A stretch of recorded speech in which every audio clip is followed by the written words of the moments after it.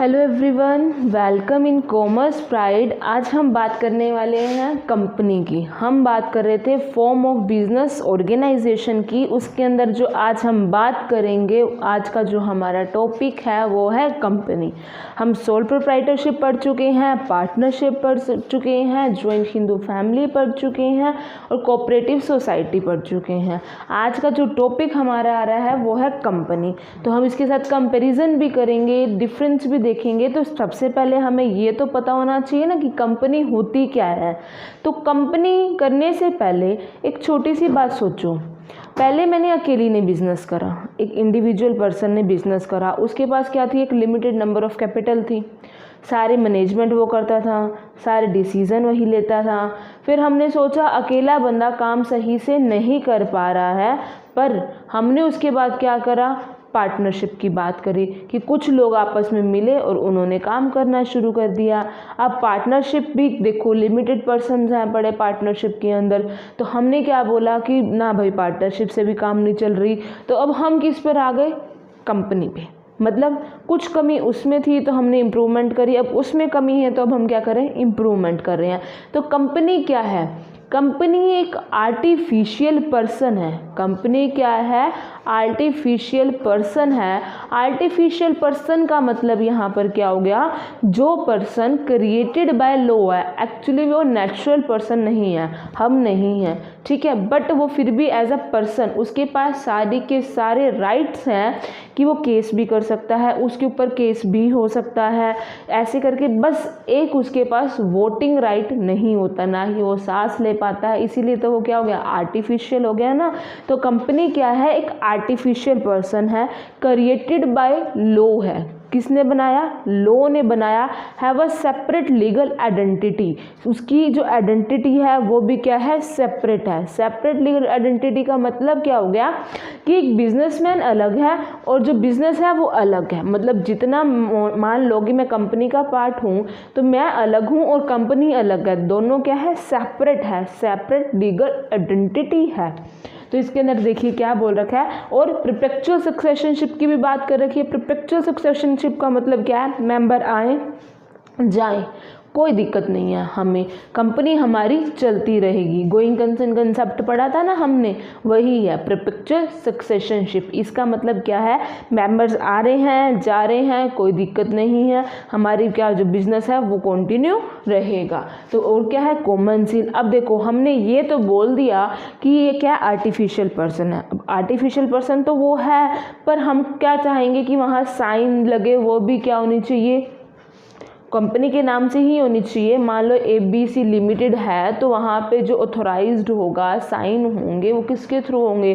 Company के होंगे। तो उनकी क्या होती है? Common seal. ये जस्ट लाइक अ मतलब स्टैम्प। बात कर रहे हैं कंपनी क्या है? Company is an artificial person. अभी हमने बात करी ये क्या है? एक आर्टिफिशियल पर्सन है, क्रिएटेड बाय लॉ। किसने बनाया? लॉ के द्वारा बनाई गई है। हैविंग सेपरेट आइडेंटिटी, उसकी अलग से एक आइडेंटिटी है कि वो प्राइवेट है, पब्लिक है, वन मैन पर्सन कंपनी है। मतलब अलग से उसकी एक आइडेंटिटी है ना कि ABC लिमिटेड, तो अलग से हमें पता है। तो सेपरेट लीगल आइडेंटिटी, इसका मतलब सेपरेट का मतलब बिजनेस अलग, बिजनेसमैन अलग, ठीक है। साथ में क्या बोल रहे हैं? परपेचुअल सक्सेशनशिप, पर्सन आए या जाए हमें कोई इफेक्ट नहीं पड़ रहा, और उसकी क्या है? एक कॉमन सील है। ये तो क्या हो गया? उसका मतलब हो गया। इसी मतलब में देखो कितनी सारी उसने कैरेक्टरिस्टिक्स भी तो कवर कर ली ना। बाकी इंडियन कंपनीज एक्ट 1956 के अकॉर्डिंग क्या बोल रखा है? कंपनी का मतलब क्या है? कंपनी फॉर्म्ड होती है, वो क्या होती है? रजिस्टर्ड होती है एक पर्टिकुलर एक्ट में। किस एक्ट में? उस टाइम कौन सा चल रहा था? कंपनीज एक्ट 1956, और वो या फिर कोई भी प्रीवियस एक्ट। इसका मतलब यहाँ पर ये है कि कंपनी को रजिस्टर करवाना कंपलसरी है। पहले हमारा क्या था? कंपनीज एक्ट 1956 था, जो अब चेंज होके कंपनी एक्ट जो है 2013 हो गया। पहले क्या था? इंडियन कंपनीज एक्ट 1956, जो कन्वर्ट होके किसके अंदर आ गया? Companies act 2013। किस में आ गया? 2013। इसके अंदर कोई पर्टिकुलर हम अच्छे से डेफिनेशन नहीं है क्लियर, इसीलिए ये डेफिनेशन सही है। मतलब इसमें बहुत सारी कैरेक्टरिस्टिक्स भी इंक्लूड हैं, ठीक है, ताकि तुम्हारे को करेक्टरिस्टिक्स भी आसानी से याद हो जाए और साथ साथ ये भी हो जाए। आगे देखो क्या बोल रखा है इसके अंदर, क्या ग्रुप ऑफ पीपल। अब अकेला पर्सन तो कंपनी खोलेगा नहीं, तो क्या मिलेंगे, ग्रुप ऑफ पीपल्स मिलेंगे जो क्या है इनकॉर्पोरेटेड, मतलब कहीं ना कहीं रजिस्टर्ड हैं, ठीक है, अंडर किस में, कंपनीज एक्ट में। अब नॉर्मल सी बात है, कंपनी की है, कंपनी का अलग से एक्ट है, तो उसी के अंदर रजिस्टर्ड करवाएंगे ना। तो क्या हो गया, ये क्या है, ग्रुप ऑफ पीपल्स मिलते हैं आपस में जो इनकॉर्पोरेटेड होते हैं किसके अंदर, कंपनीज एक्ट के अंदर, और क्रिएट करते हैं, मतलब क्या कर रहे हैं, क्रिएट कर रहे हैं ना स्पेसिफिक। और उसमें क्या होगा, आपकी लाइबिलिटी भी साथ में साथ जाएगी, साथ के साथ आपकी नॉर्मल सी बात है, आप आ रहे हो कंपनी में, आ रहे हो अपनी कैपिटल लेकर आ रहे हो, तो आपकी क्या होगी, लाइबिलिटी भी साथ में क्रिएट होगी, तो उसकी लाइबिलिटी भी होगी, सेपरेट फॉर्म भी होगी, साथ साथ हम क्या करेंगे, मेंबर्स आने या ना आने से वो क्या रहेगी, कॉन्टिन्यूज रहेगी, मतलब क्या है, परपेचुअल सक्सेशनशिप रहेगी, और साथ में उसकी क्या होगी, कॉमन सील, जिसमें ये सारी चीज़ें हो जाएंगी, तो वो क्या बन जाएंगी, हमारी कंपनी। अब हम बात कर रहे हैं फीचर्स की, फीचर्स ऑफ अ कंपनी। जो हमारी कंपनी है उसके क्या फीचर्स हैं, क्या क्या उसके अंदर हम इंक्लूड करके चलते हैं। कुछ फीचर हमने मीनिंग में ही क्लियर कर लिए थे, जैसे पहला क्या, incorporated association of a person, मतलब यहाँ पर क्या है, जो आपकी कंपनी होगी वो क्या होगी, इनकॉर्पोरेटेड होगी। इट मीन्स वो प्रॉपर रजिस्टर्ड होगी, उसके जितने भी रूल्स एंड रेगुलेशंस हैं हम उसको फुलफ़िल करेंगे, उसके रूल्स को पूरा करेंगे, उसके बाद हम उसको रजिस्टर्ड करवाएंगे, उसके बाद हम जाके, इट मीन्स ये क्या होगी, आपकी प्रॉपर रजिस्टर्ड होगी आपकी एसोसिएशन। आपको पहले रजिस्ट्रेशन करवाना पड़ेगा, ठीक है। साथ के साथ क्या बोल रहा है, आर्टिफिशियल लीगल पर्सन, जो हमारी कंपनी है वो क्या है, आर्टिफिशियल लीगल पर्सन है। आप लोगों ने यही बात करी थी पहले भी कि ये नेचुरल पर्सन नहीं है, इसके पास सारे के सारे राइट्स हैं एक वोटिंग राइट को छोड़ के, बट वो हमारी तरह सांस नहीं ले सकती, खा नहीं सकती, इसीलिए इसको क्या वर्ड यूज़ कर रखे हैं हमने, आर्टिफिशियल। उसके बाद क्या है, सेपरेट लीगल आइडेंटिटी, इसमें बिजनेस और बिजनेसमैन दोनों क्या है, अलग अलग है, इसीलिए क्या होगी, सेपरेट लीगल आइडेंटिटी हो गई इसके अंदर। उसके बाद क्या बोल रखी है, रिस्क बियरिंग। ओब्वियसली देखिए, सोल प्रोप्राइटरशिप के अंदर रिस्क कौन बियर करता था, पूरी की पूरी हमारी अनलिमिटेड लाइबिलिटी होती थी, जो हमारा करता नहीं, जो पर्सन होता था, ओनर होता था, वो करता था। HUF में कौन करता था, कर्ता की होती थी, सारा का सारा रिस्क बियर कौन करता था, कर्ता करता था। ऐसे ही इसके अंदर रिस्क बियर हम क्या करेंगे, सारे के सारे करेंगे, ठीक है। उसके बाद क्या बोल रखे हैं, परपेचुअल सक्सेशनशिप। इसका मतलब क्या है, मेंबर आए जाए कोई दिक्कत नहीं है, हमारा जो एक बार बिजनेस स्टार्ट हो गया, इट मीन्स जो हमारी कंपनी स्टार्ट होगी वो चलती रहेगी, बट जब तक हम कंपनी बंद नहीं करवाते, इट मीन्स लिक्विडेशन के टाइम कंपनी बंद हो सकती है, मेंबर्स के आने या जाने से कंपनी बंद नहीं होती है। तो हो गया ना परपेचुअल सक्सेशनशिप। उसके बाद क्या, लिमिटेड लाइबिलिटी, जितने आपने शेयर परचेज करे कंपनी के, आप उतने ही लाइबल हो, उससे ज़्यादा आप लाइबल नहीं हो। तो कंपनी के अंदर आपकी क्या होती है, लिमिटेड लाइबिलिटी। अब एक बार कंपैरिजन करें तो सोल प्रोप्राइटरशिप में क्या थी, अनलिमिटेड लाइबिलिटी, याद है। उसके बाद आप लोगों ने क्या किया था, पार्टनरशिप। पार्टनरशिप में भी क्या थी, अनलिमिटेड लाइबिलिटी थी। अब उसके बाद आप लोगों ने क्या पढ़ा था, HUF पढ़ा था, उसमें भी कर्ता की क्या थी, अनलिमिटेड लाइबिलिटी थी ना। अब इसके अंदर क्या होगी, हमारी लिमिटेड लाइबिलिटी। उसके बाद बोल रखा है ओनर अलग है और मैनेजमेंट अलग है। अब ये बात जैसे अब नॉर्मल सी बात है, हम सोल प्रोप्राइटरशिप को लेकर चल रहे थे, वही ओनर था और वही सब मैनेजमेंट कर रहा था, बट कंपनी में ऐसा नहीं होता। कंपनी में मैनेजमेंट अलग है, उनकी एक पोस्ट है, हम उनको जॉब देते हैं, लेकिन ओनर कौन होंगे, जो उनके शेयर होल्डर्स होंगे। अब शेयर होल्डर चाहें तो मैनेजमेंट में अपना हिस्सा ले सकते हैं, कोई दिक्कत नहीं है, बट दोनों क्या है, अलग अलग हैं। उसके बाद क्या बात कर रखी है, कॉमन सील। ओबियसली अब हमने कंपनी को एक ह्यूमन बीइंग बना दिया, आर्टिफिशियल पर्सन बना दिया, तो उसकी क्या होगी, एक सील तो होगी, मतलब लाइक एक स्टैंप तो होगी। हमको कोई भी परमिट करना है या कोई भी काम करना है तो हमको कैसे परमिशन देंगे, रिटर्न में। ओबियसली सारा वर्क किस में होगा, रिटर्न में होगा, तो वहाँ पर जो स्टैंप लगेगी, like a stamp, not a pure stamp, stamp की तरह ही होती है, वो आपकी क्या है, कॉमन सील। लास्ट आपका क्या है, ट्रांसफ़र कर रहे हो किसको, शेयर्स को। इसका मतलब ये है हम अपना इंटरेस्ट या अपने जो हम लोगों ने शेयर परचेज कर रखे हैं वो आगे किसी को ट्रांसफ़र कर सकते हैं। जैसे ये लगा लो, एक कंपनी थी, ABC लिमिटेड कंपनी थी, ठीक है। अब जो ABC कंपनी है, मैंने उसके शेयर परचेज़ करे, अब मुझे लगता है कि मुझे नहीं रखने हैं तो मैं किसी को सेल कर दूँगी, कोई दिक्कत नहीं है, वो ओनर हो जाएगा। अब मेरे आने या ना आने से ABC कंपनी को क्या फ़र्क पड़ गया, कोई भी फ़र्क नहीं पड़ेगा ना। तो वही चीज़ है कि आप ट्रांसफ़र कर सकते हो अपने शेयर्स को। तो ये सारे क्या हो गए, आपके फीचर्स हो गए किसके, कंपनी के। अब हम बात कर रहे हैं किसकी, मेरिट और डीमेरिट्स की। अगर हम कंपनी बना रहे हैं तो उसकी क्या मेरिट्स हैं और क्या डीमेरिट्स हैं। देखो बहुत सारी चीज़ें होंगी जो हमारे फीचर से रिलेट करती होंगी, लेकिन उसको एक्सप्लेन करने का तरीका थोड़ा सा अलग हो जाएगा। अगर आप उसके फीचर बता रहे हो तो उसके बारे में बता रहे हो कि वो क्या चीज़ है, लेकिन अगर आप उसकी मेरिट बता रहे हो तो उसकी अच्छी चीज़ें बता रहे हो, तो उसका बताने का तरीका, मतलब जो आप एक्सप्लेन करोगे उसका तरीका क्या हो जाएगा, थोड़ा सा अलग हो जाएगा। तो देखिए सबसे पहले बात किसी कर रहे हैं, मेरिट्स की कर रहे हैं ना, तो मेरिट्स में क्या है, लिमिटेड लायबिलिटी। इसका मतलब यहाँ पर क्या हो गया, अगर हम कंपैरिजन करें किसी में, देखो बेशक वो क्या था, सोल प्रोप्राइटरशिप था, बेशक सोल प्रोप्राइटरशिप था या पार्टनरशिप थी तुम्हारी, तो इन सारों के अंदर क्या थी तुम्हारी, लिमिटेड लायबिलिटी थी या अनलिमिटेड लायबिलिटी थी, अनलिमिटेड लायबिलिटी थी। लेकिन इसके अंदर हमारी क्या थी, लिमिटेड। कंपनी के अंदर हमारी क्या है, लिमिटेड लायबिलिटी है। फ़ायदेमंद है ना भाई, जितना मैं अफोर्ड कर सकती हूँ उतने मैं शेयर ले लूँगी, मतलब उतने मैं कैपिटल इन्वेस्ट कर लूँगी, जितना मुझे लगता है मैं कम कर लूँगी। तो डिपेंड हो गया ना, एक रिस्क तो मेरा क्या हो गया, कम हो गया। रिस्क है पर क्या हो गया, कम हो गया। उसके बाद क्या, शेयर आप आसानी से क्या कर सकते हो, ट्रांसफ़र कर सकते हो। मतलब वही बात होगी, एक एक्स पर्सन है, उसने ABC कंपनी में शेयर परचेज़ करे, उसको लगता है कि मुझे अभी नहीं रहना, तो मान लो उसने Y को दे दिए। अब Y को भी नहीं रहना तो Y Z को दे देगा, Z को भी नहीं रहना मान लो वो P को दे देगा। तो मतलब क्या हो गया, हम क्या कर सकते हैं, शेयर ट्रांसफ़र कर सकते हैं, कोई रिस्ट्रिक्शंस नहीं है। भाई मुझे लगता है शेयर भेजने हैं तो भेज दो। उसके बाद क्या है, कंटिन्यूटी। वही बात हो गया कि मेंबर्स के आने या जाने से हमें क्या कोई इफेक्ट नहीं पड़ेगा, हमारी क्या रहेगी, कंटिन्यूटी।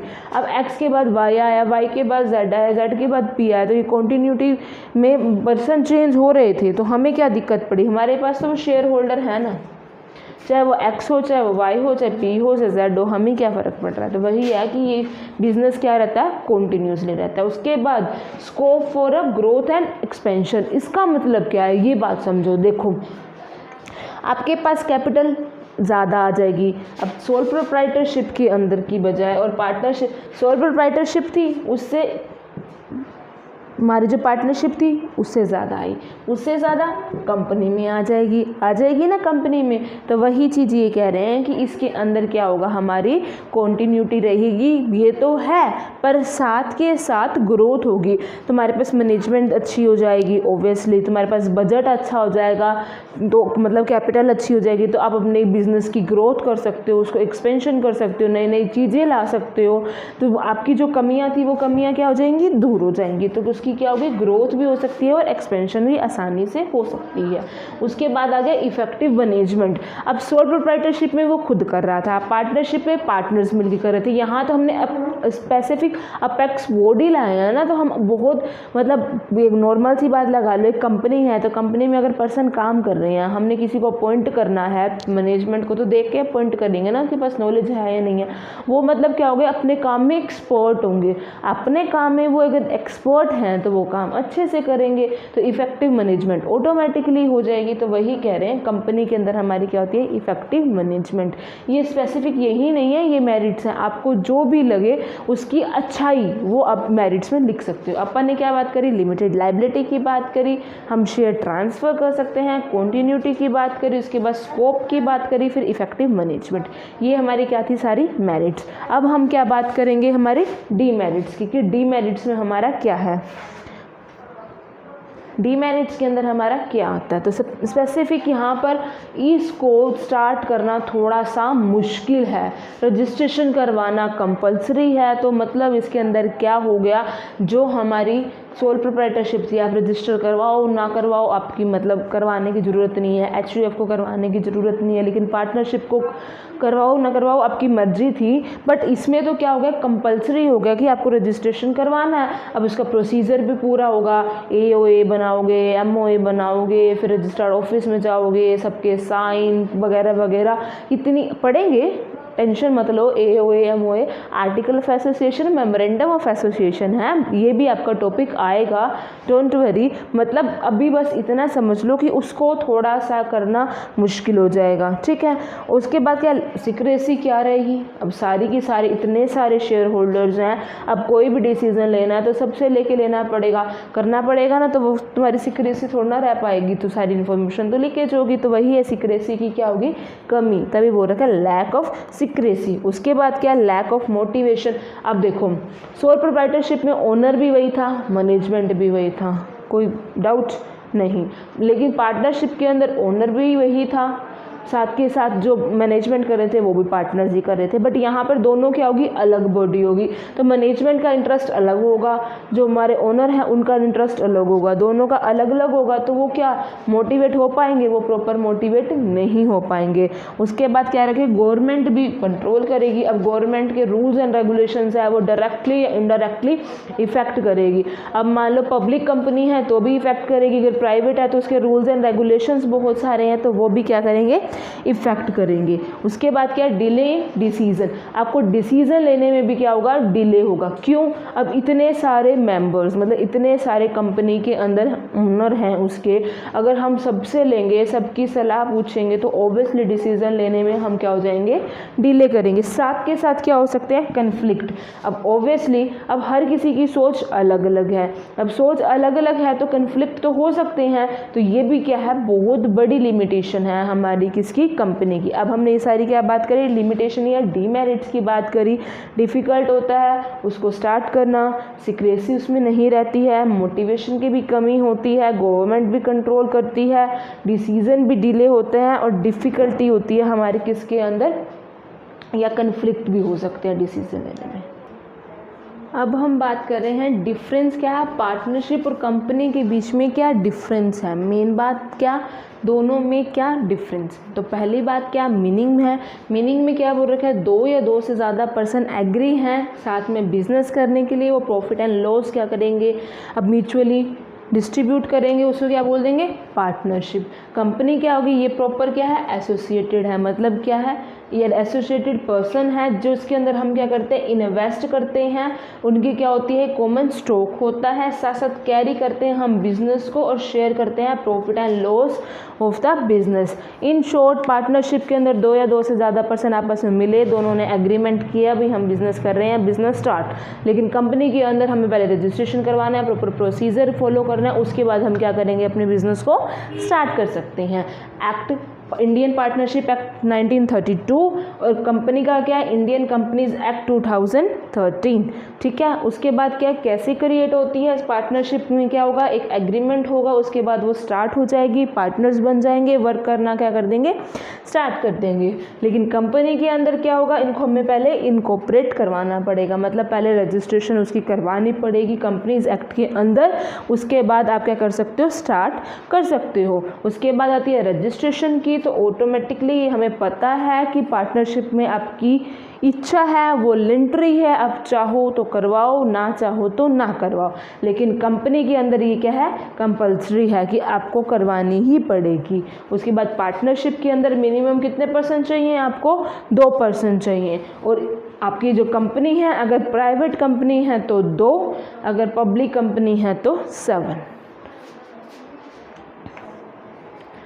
मैक्सिमम कितने हैं हमारे पास, 100, मतलब मैक्सिमम पर्सन कितने होंगे पार्टनरशिप में, 100, इससे ज़्यादा नहीं होंगे। लेकिन कंपनी के अंदर अगर प्राइवेट कंपनी है तो हम मैक्सिमम 200 कर सकते हैं, अगर पब्लिक कंपनी है तो हमारे क्या होंगे, अनलिमिटेड होते हैं। उसके बाद ऑडिटिंग की बात होती है। ऑडिटिंग क्या होता है, हम अपने अकाउंट्स को चेकआउट करवाते हैं, वो इंटरनल और एक्सटर्नल 2 तरीके से करवाते हैं।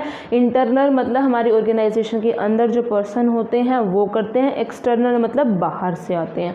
तो ऑडिटिंग करवानी पार्टनरशिप के अंदर कोई भी मैंडेटरी नहीं है, ज़रूरी नहीं है आपको करवानी ही है, लेकिन कंपनी के अंदर आपको करवानी होगी। उसके बाद मैनेजमेंट है, तो पार्टनरशिप के अंदर मैनेजमेंट पार्टनर्स खुद करते हैं, लेकिन इसके अंदर कौन करेंगे, डायरेक्टर्स। हमने पढ़ा था ना ये पॉइंट, ओनरशिप और मैनेजमेंट बोथ आर डिफर, वही बात आ गई ना, वो दोनों सेपरेट है। उसके बाद लाइबिलिटी पार्टनरशिप की क्या थी, हमारी अनलिमिटेड लाइबिलिटी थी, और कंपनी में क्या थी, लिमिटेड लाइबिलिटी थी। पार्टनरशिप के अंदर क्या है, मिनिमम कैपिटल कोई इतनी रिक्वायरमेंट नहीं है कि कितने हमें मिनिमम कैपिटल चाहिए स्टार्ट करने के लिए, लेकिन कंपनी है तो कम से कम प्राइवेट हो तो 1 लाख और पब्लिक है तो 5 लाख। उसके बाद बात कर रखे हैं सेपरेट लीगल आइडेंटिटी की, तो पार्टनरशिप सेपरेट लीगल आइडेंटिटी नहीं है, लेकिन कंपनी क्या है, सेपरेट लीगल आइडेंटिटी है। अब यहाँ पर हमारे डिफरेंस कंप्लीट हो गया पार्टनरशिप और कंपनी के अंदर। जो पॉइंट तुम्हें अच्छे लगे तुम वो ले सकते हो। अब आज की वीडियो यहीं पे ख़त्म। कल क्या पढ़ेंगे, टाइप पढ़ेंगे, कंपनी कितने टाइप्स की है। अगर वीडियो पसंद आए तो लाइक करो, शेयर करो, ज़्यादा से ज़्यादा सब्सक्राइब।